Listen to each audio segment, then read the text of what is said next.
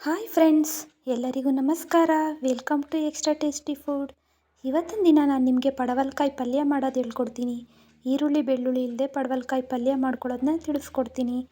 ಪಡವಲಕಾಯಿ ತೊಗೊಂಡಿದ್ದೀನಿ, ಒಂದು 3 ಒಣಮೆಣ್ಸಿನ್ಕಾಯಿ ತೊಗೊಂಡಿದ್ದೀನಿ, ಒಂದು 4 ಕಾಯಿ ತೊಗೊಂಡಿದ್ದೀನಿ, ಒಂದು 2-3 ಚಮಚ ಕಡಲೆಬೇಳೆ ತೊಗೊಂಡಿದ್ದೀನಿ, ಒಂದು 3 ಸ್ಪೂನಷ್ಟು ಜೀರಿಗೆ, 1 ಸ್ಪೂನು ಸಾಸಿವೆ, 1 ಸ್ಪೂನು. ಪಡವಲಕಾಯಿನ ಪಲ್ಯಕ್ಕೆ ಕಟ್ ಮಾಡ್ಕೊಂಡಿದ್ದೀನಿ ನೋಡಿ ಸಣ್ಣದಾಗಿ. ಒಂದು ಕುಕ್ಕರ್ ಇಡ್ತಾಯಿದ್ದೀನಿ, ಅದಕ್ಕೆ ನಾನೀಗ ಆಯಿಲ್ ಸೇರಿಸ್ತಾ ಇದ್ದೀನಿ. ಒಂದು 4 ಸ್ಪೂನಷ್ಟು ಸಾಸಿವೆ, ಜೀರಿಗೆ, ಒಣಮೆಣ್ಸಿನ್ಕಾಯಿ, ಕಾಯಿ, ಕಡಲೆಬೇಳೆ ಅಷ್ಟು ಸೇರಿಸ್ತಾ ಇದ್ದೀನಿ. ಚೆನ್ನಾಗಿ ಫ್ರೈ ಮಾಡ್ಕೊತಾ ಇದ್ದೀನಿ. ಫ್ರೈ ಆಗಿದೆ, ಇದಕ್ಕೆ ಪಡವಲಕಾಯಿ ಸೇರಿಸ್ತಾ ಇದ್ದೀನಿ.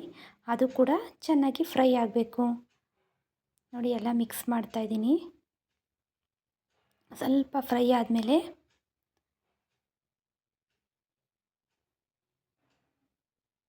ಒಂದು ಕಪ್ಪಷ್ಟು ನೀರು ಸೇರಿಸ್ತಾ ಇದ್ದೀನಿ. ರುಚಿಗೆ ತಕ್ಕಷ್ಟು ಉಪ್ಪನ್ನ ಸೇರಿಸ್ತಾ ಇದ್ದೀನಿ.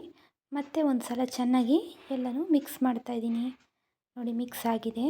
ಈಗ ಕುಕ್ಕರ್ನ ಮುಚ್ಚಿ 2 ವಿಷಲ್ ಮಾಡ್ಕೊತಾ ಇದ್ದೀನಿ ನೋಡಿ. 2 ವಿಷಲ್ ಆಗಿದೆ, ಕೂಲ್ ಆಗಿದೆ ಇದೀಗ ನೋಡಿ. ಎಷ್ಟು ಚೆನ್ನಾಗಿ ಈರುಳ್ಳಿ ಬೆಳ್ಳುಳ್ಳಿ ಇಲ್ಲದೆ ಪಲ್ಯ ರೆಡಿಯಾಗಿದೆ.